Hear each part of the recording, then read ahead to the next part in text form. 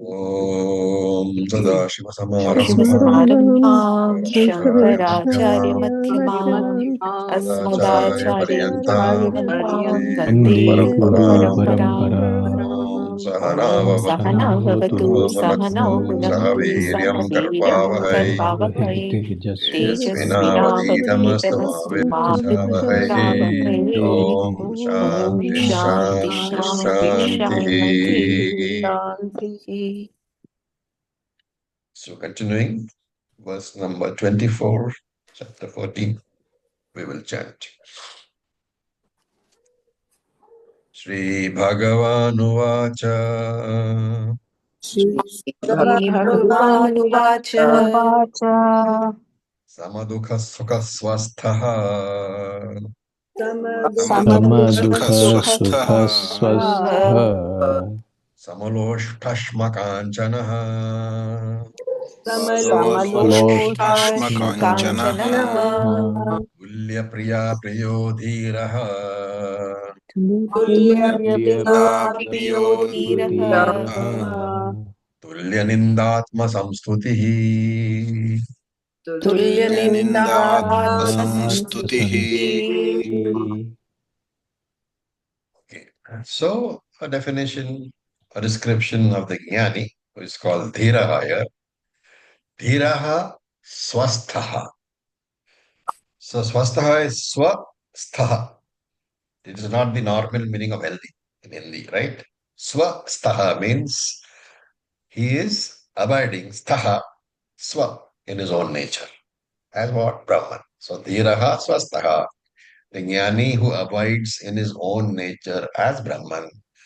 Sama Dukkha is sama, is the same in pain and pleasure also.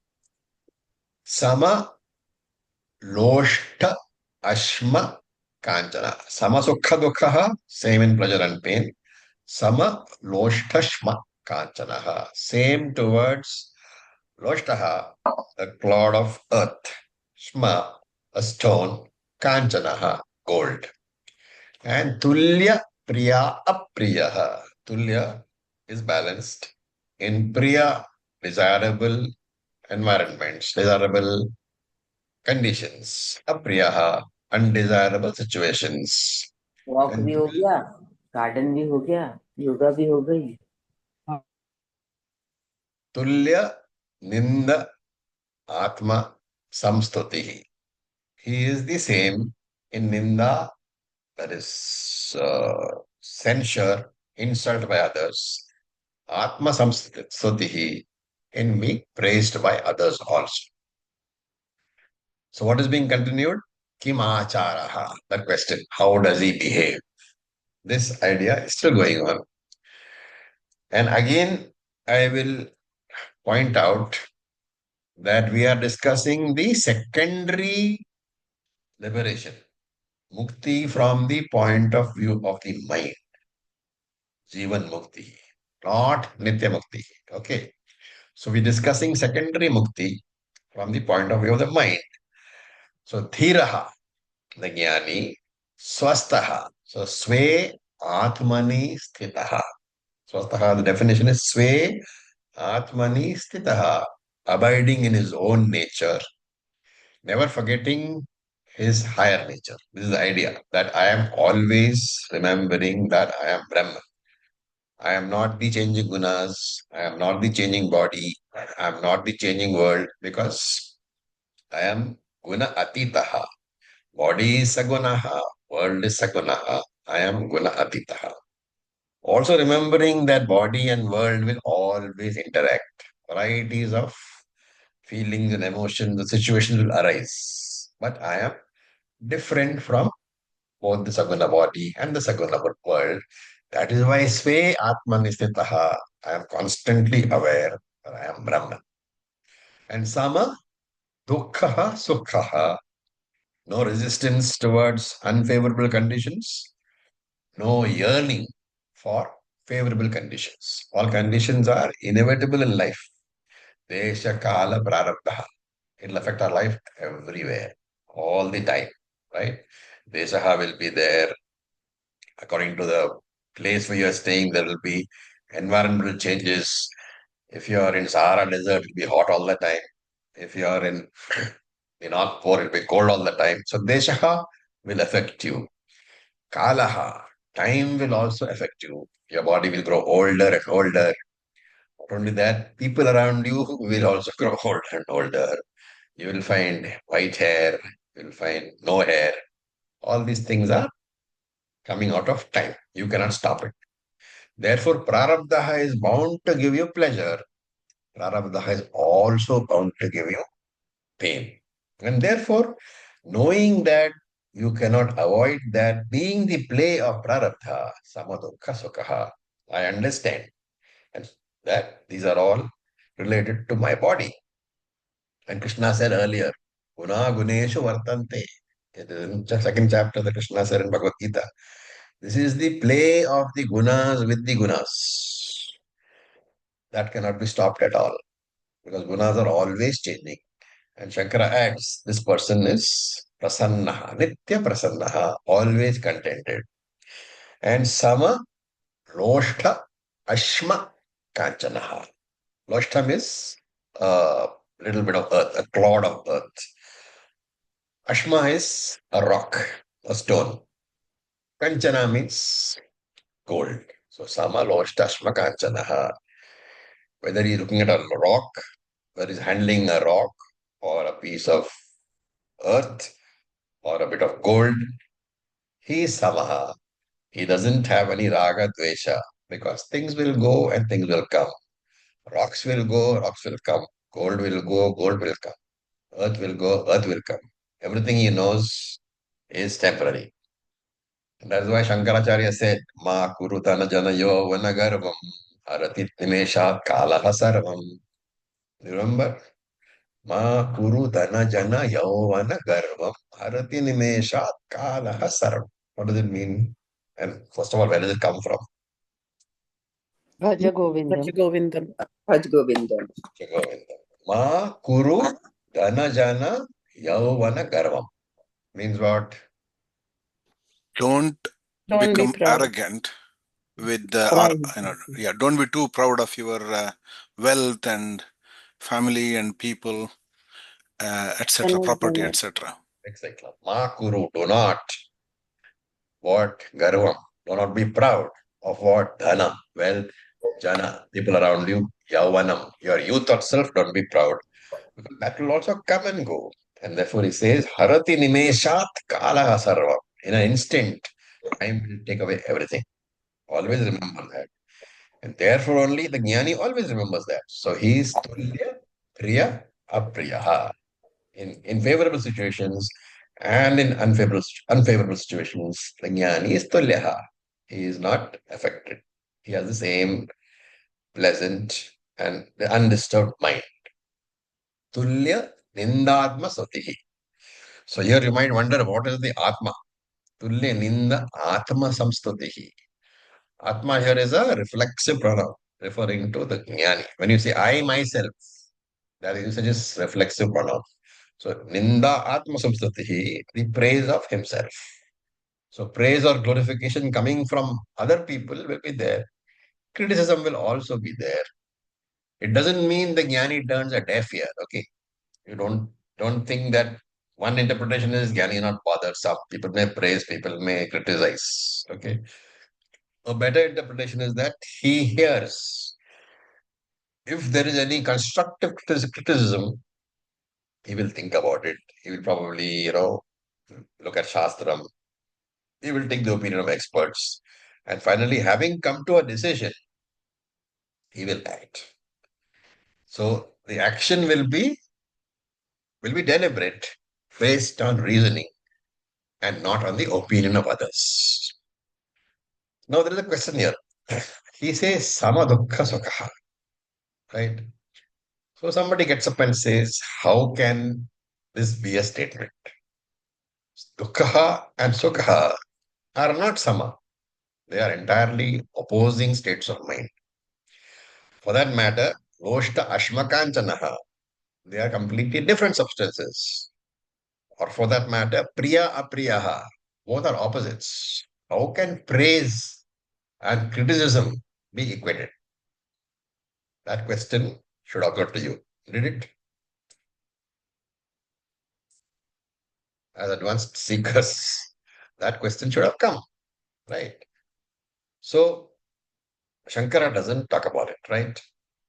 But there is a commentator called Madhusudana Saraswati, and he has a book. He has written a commentary on the Gita, which is called what?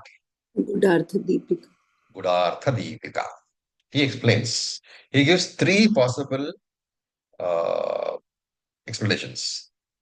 He says the first is that these situations, Sukham and Dukkham, they do not generate raga or dvesha in the jnani.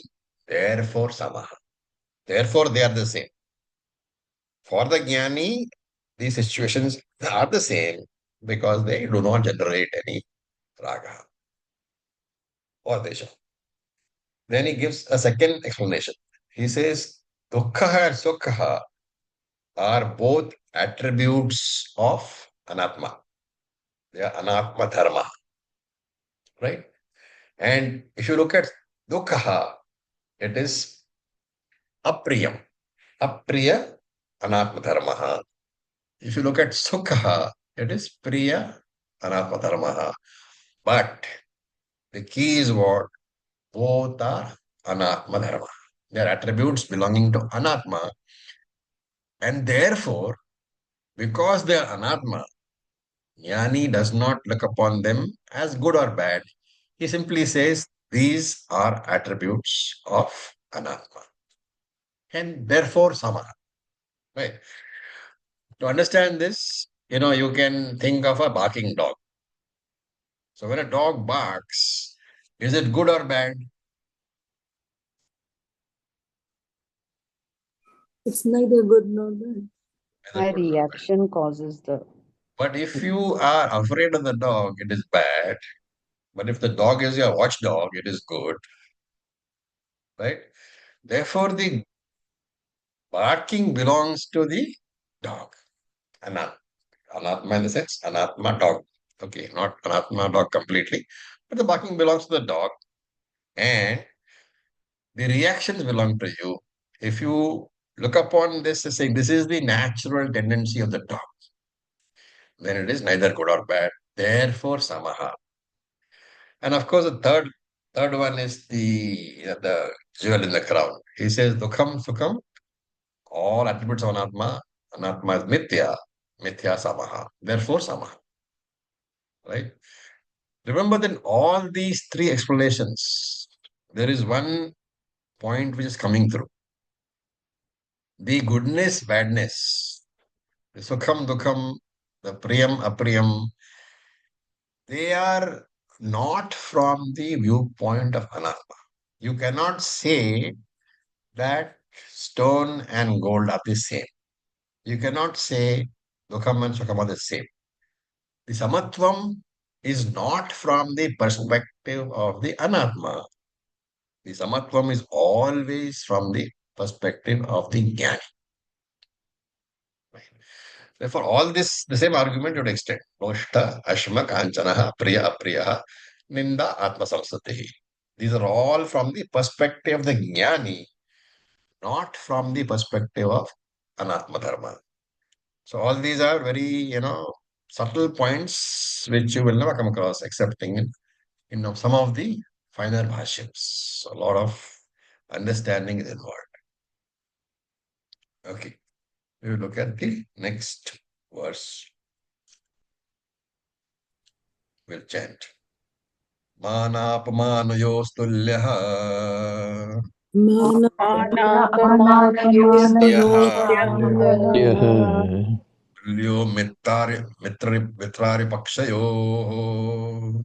तुल्यो मित्रारिपक्षयोः सर्वारंभ परित्यागी सर्वारम्भपरित्यागी गुणातीतः स उच्यते.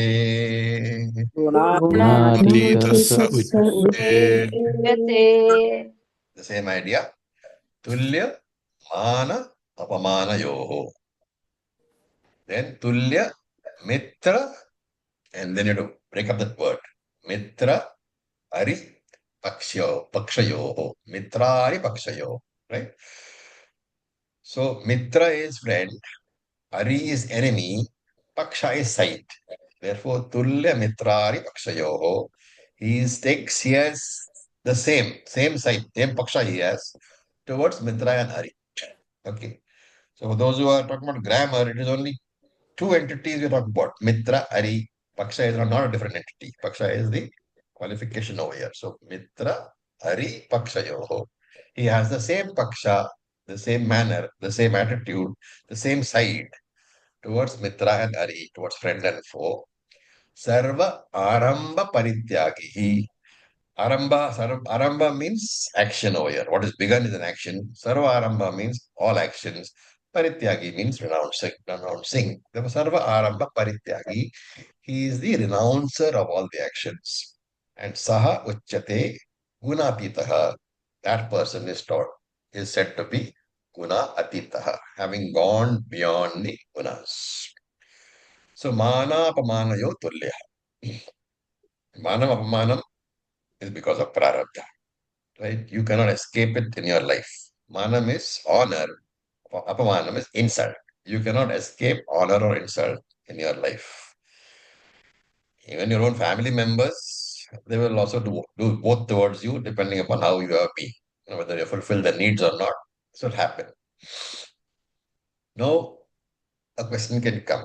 We talked about Ninda Stutihi in the previous uh, verse. And here we talking about mana apamana. What is the difference? Why is it a repetition? Nindastuti is from the point of view of somebody doing it, and mana apmana is how one reacts towards it. Is it that? Anybody else?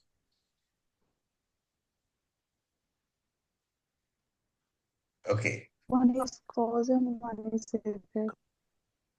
Ninda can be done behind your back. Man Apman is done in front of you. Well, let's say that I am giving a speech, okay? And somebody tells me, he abuses me, saying that, the horrible speech, you're a useless fellow. That is ninda. But if he is, more expressive, he throws a rotten tomato at me. That is apman. Okay, so Ninda is at the verbal level, Stuti is the verbal level. Insults and praises are at the verbal level. Manam and Apamanam is at the Kaikam level, through actions. For example, if somebody does pranam to me, it's an action, it is mana. Right? If somebody spits at me, it is apmana. So there's a subtle difference here. Technical difference actually. Ninda Stuti is verbal. Mana is by way of revealed through actions. And Tulya Mitra Ari Apakshayoho. He is the same towards friends and foes. Another question should come over here. How come he is saying Ari for a jnani? How come there is an enemy for a jnani? What is the answer?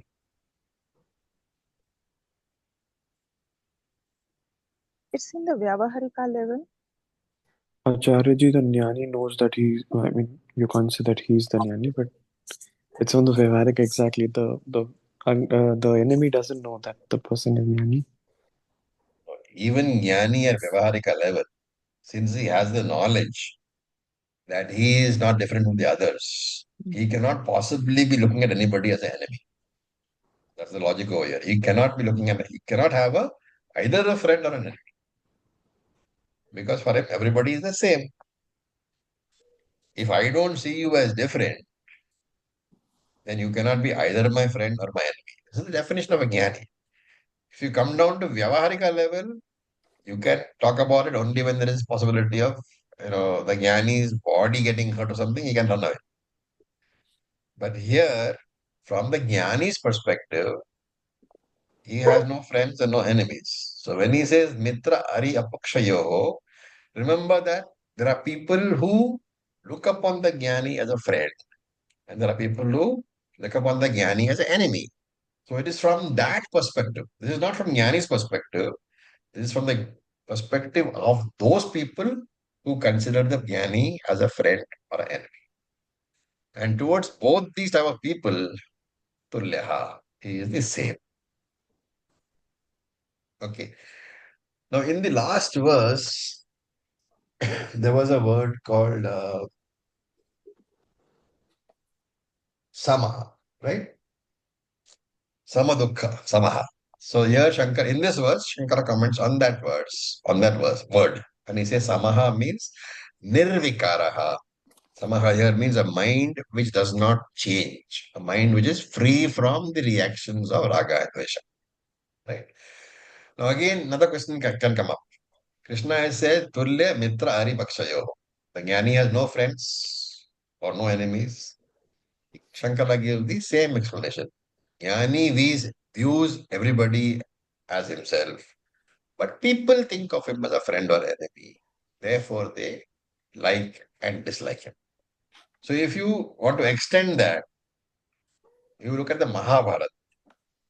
From Krishna's point of view, Krishna as Avatar, Ishvara Avataraha.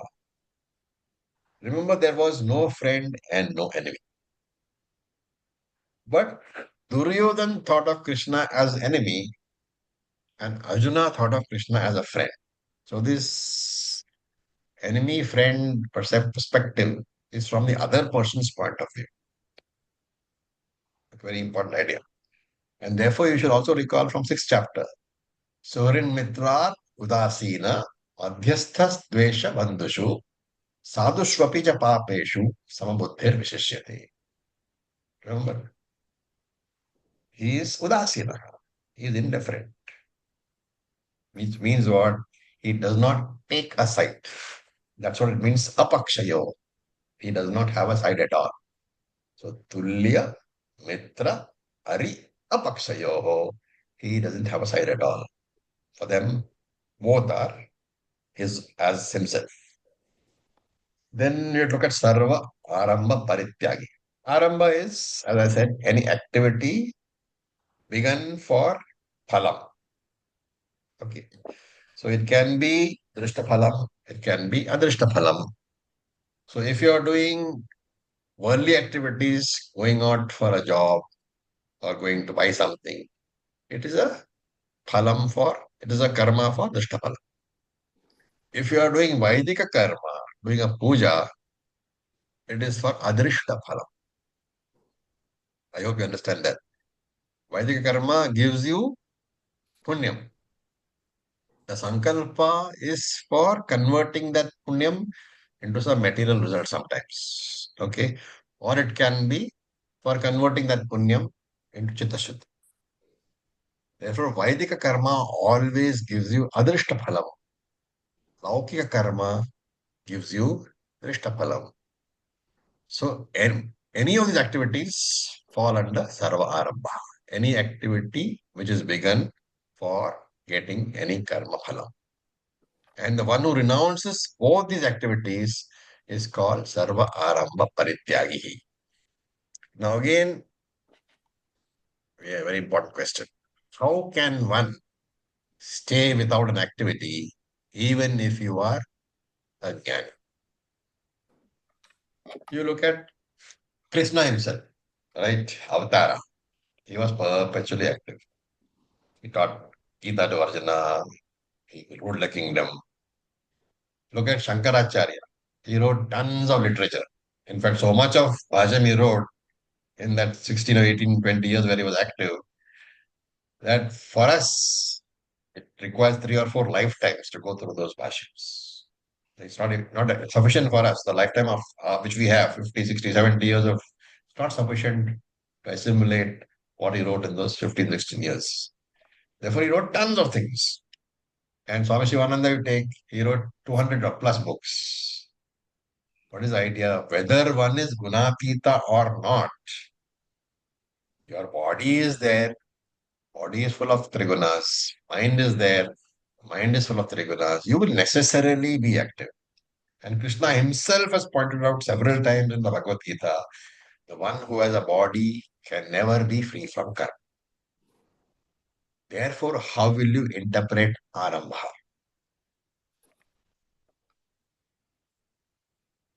It's a very, very subtle point. Sarvarambha, how should you interpret? When you say Parityagi Sarvarambha, he has dropped all activity. Given the fact that we have tons of literature which indicate that all Jnanis and Ishvara himself in avatar capacity, they are always active. What does it Ownership. mean when Ji. Not claiming ownership. Acharyaji's karma bhasa. okay, They can you know expand that on that? Not Jnani, expecting the No attachment. results. No, not expecting the No results. attachment to results. no, Doing the Acharya. karma that they're supposed to do, but doing it with nishkama.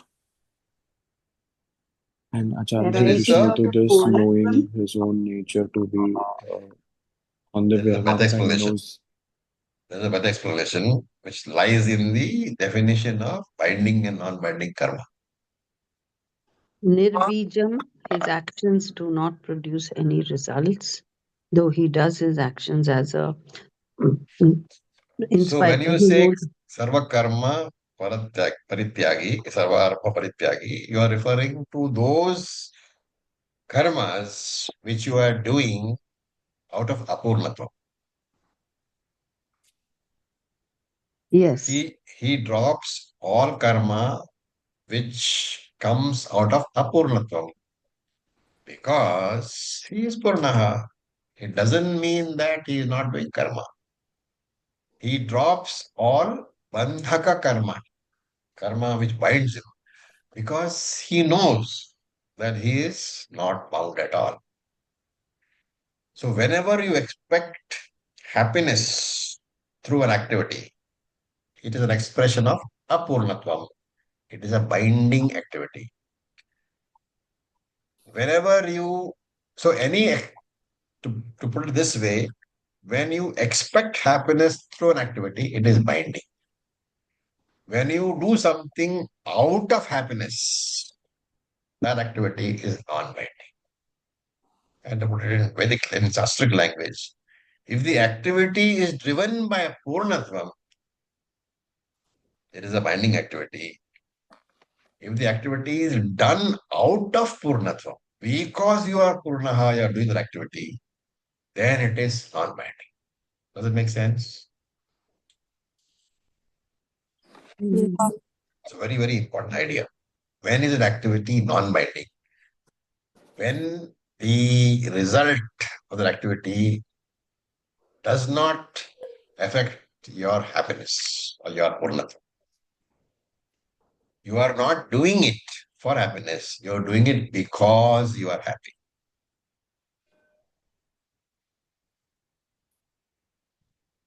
I hope the idea is clear.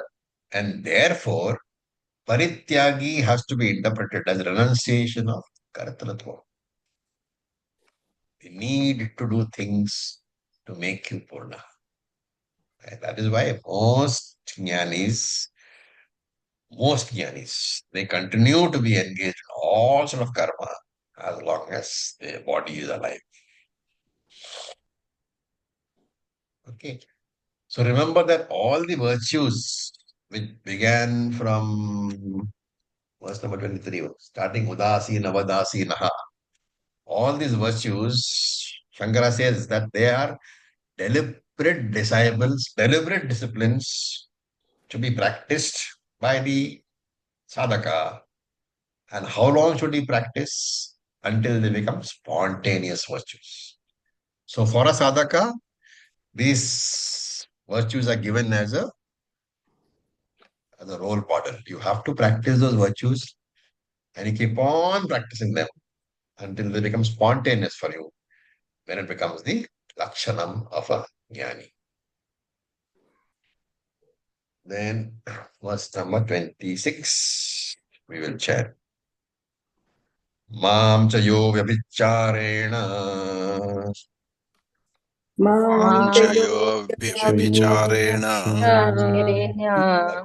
bhakti yogena sevate Bhakti Yogena Yogena Sevate. Sevate. Sagunan Samitithaitan Sagunansamatityan Sagunasamaतीतान् Brahma Bhuyaya Kalpate. Brahma Brahmabhooyaya Bhuyate. kalpate. So, Saha Yaha Sevate Mam, the one who worships me, Avyabhicharena Bhakti Yogena, with bhakti which doesn't get compromised, unswerving. Avyabhicharena is with one pointed, unswerving devotion. Brahma Bhuyaya Kalpate becomes eligible, Kalpate becomes eligible, Brahma Bhuyaya to attain the nature of Brahman. How? Samitya, Samatitya, Etan Gunan, Samatitya, Samatitya, having completely gone, Etan Gunan, beyond these gunas, beyond these three gunas. So, this is the answer to question number 3. Katham etan gunan ativartate. How does he transcend the gunas? What is the sadhana? And remember that Krishna has already said in the 19th verse that jnanam is the only sadhana. Right? So, Shankara says that since Krishna has already replied to that question of how does he transcend the gunas, what is this, which means what is the sadhana? What is the sadhana? Krishna already has said that it is jnana sadhana. Therefore, Arjuna's question has to be understood correctly. He is not asking here what is the sadhana, what is the means of getting jnana. What is the jnanam? He is not asking. What is the sadhana? He is not asking. What he is saying is because Krishna said that jnanam is the only sadhana, this question is now a supplementary question. Okay, I have understood, Hey Krishna, that jnanam is the only sadhana for going atitaha. But what is the means of getting that jnana? That is what's being asked. Okay, the little thing is important here because the means of becoming aditaha, transcending gunas, Krishna has already explained. So now Arjuna is asking, okay, fine, I understand that jnanam is the only means, but tell me, how do I get that jnana? So look at the word. Mam yaha avyabhicharena bhakti yogena sevate. Being important, Shankara very carefully explains each word.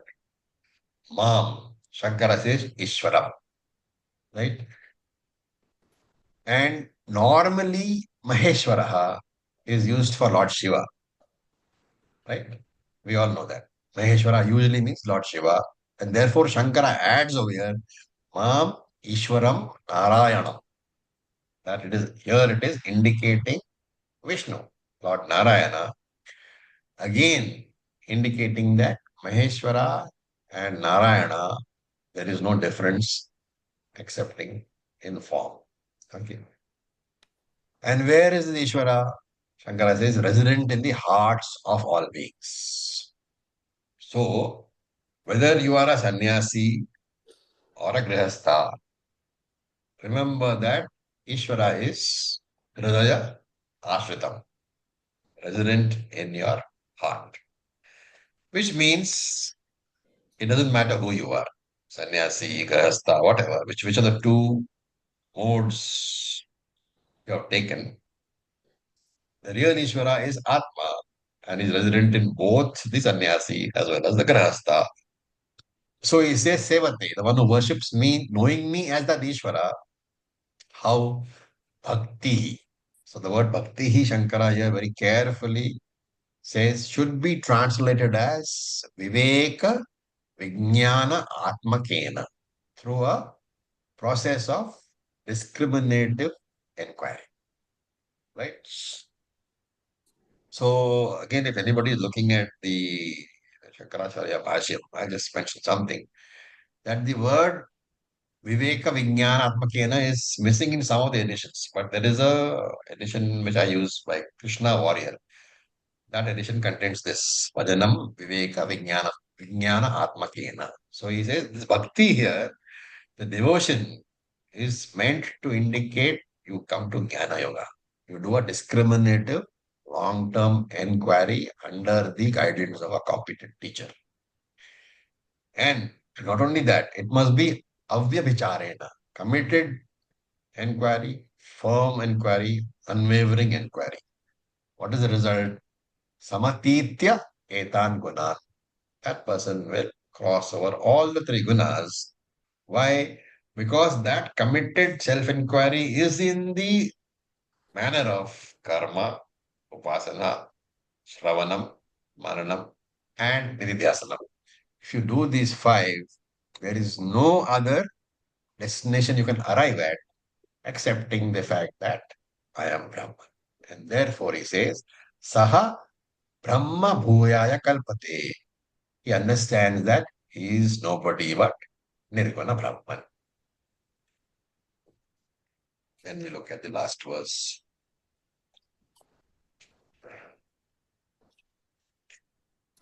Brahmano hi pratisthaham.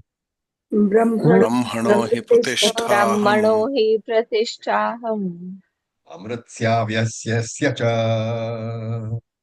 Amritasya vyayasya cha. Vyayasya cha. It is actually Amritsya avyayasya cha. Amritsya avyayasya cha. Amritasya vyayasya cha. Avyayasya cha. Ashvatasya cha dharmasya. Shashvatasya cha dharmasya. Dharmasya. Sukasaikantikasya cha. Sukhasya cha. Ekantikasya cha. Iti Srimad Bhagavad Gita su Upanishatsu. Iti Shri Bhagavad Gita Upanishatsu. Upanishatsu. Brahma Vidyayam Yoga Shastre. Brahma Vidyayam Yoga Shastre. Yoga Shastre. Shri Krishna Arjuna Samvade. Shri Krishna Arjuna Samvade. Vade. Gunatraya Vibhaga Yogo Nama. Gunatraya Vibhaga Yogo Vibhaga Nama. Yoga Nama. Chaturdashodhyayah. Chaturdashodhyayah. So look at the second word, third word, pratisthaham. And before that is he. So you have to bring that up, rearrange it. Aham, he, pratishtha. I am the very substratum of what? Avyayasya cha amritasya brahmanaha. I am the very substratum of the avyayasya, unchanging amritasya, immortal Brahman. And shashvatasya dharmasya, and also of Sanatana Dharma, the eternal Dharma, and cha ekantikasya sukhasya. So ekantikasya is aikantika. Aikantika means that which cannot be negated. So ekantikasya sukhasya, that sukham, that ananda, which cannot be negated at all. Very subtle point, which means that what is the only thing which cannot be negated?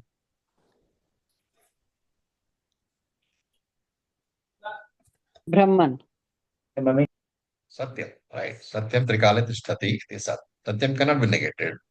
Therefore, ekantikasya sukhasya means that ananda, which is satyam, and therefore cannot be negated. So, brahmano hi pratistham. Aham hi brahmana pratishtha. Krishna says, I am the very support of Brahman. Okay. Now, you have to understand. Who is Krishna? Avatara. Avatara means what? Saguna or Nirguna Saguneshwara. Saguneshwara. And Brahman here is what? Nirguna Brahman. Nirguna. So why is Krishna saying that I Saguna Brahman, I Saguna Ishvara, I am the support of Nirguna Brahma. But all the Shastra says that Nirguna Brahman is actually the support of everything. So there is a contradiction which needs to be resolved. Is it not? Because Krishna is saying that Saguna Ishvara is the support of Nirguna Ishvara. While everywhere Vedanta tells us that Nirguna Brahman alone is the final support. So where is the problem? Where would you think is the problem? With which word?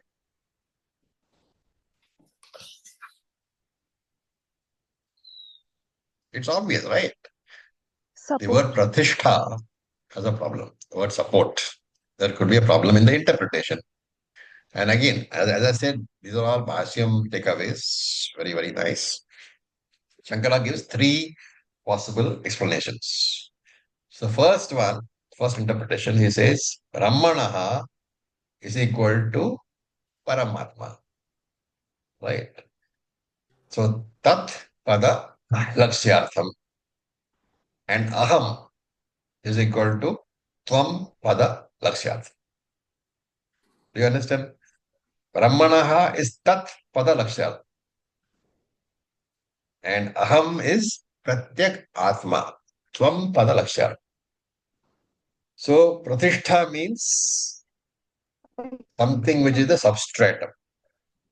And everything resolves into the substratum. So Pratishtha has to be taken as the final resting place. So the meaning is Aham hi Brahmanaha Pratishtha. It's a very confusing statement. Aham hi Brahmanaha Pratishtha means I Paramatma, I resolve into the Jiva. So Shankara, in trying to explain, confuses more. Is it not? How is Paramatma resolving into Jivatma? So then, commentators will say, you understand the entire subject study, whatever you studied. How was the progression of the study? First was Adhyaropa. Brahman was introduced as Paroksha Brahma, Jagat Karanam Brahma. That was the first stage, right? Brahman is Jagat Karanam. Then we moved slightly ahead and said that, oh, actually Brahman is universe itself. Chapter 11 we saw that. Brahman is nothing but the universe itself. First step was Brahman is Jagat Karanam, Paroksha Brahman. Then we said Brahman is the very Jagat. And then we said the third stage was, we said Brahman is none other than you. Aparoksha Brahman is none other than you. Who are you? Jivatma. Who was the first Brahman, Paroksha Brahman? Paramatma. Therefore, you started with Paramatma and you ended up where? Jivan. Jivatma. And therefore, Paramatma has resolved into Jiva. It's a very, very beautiful explanation. You will not see this anywhere.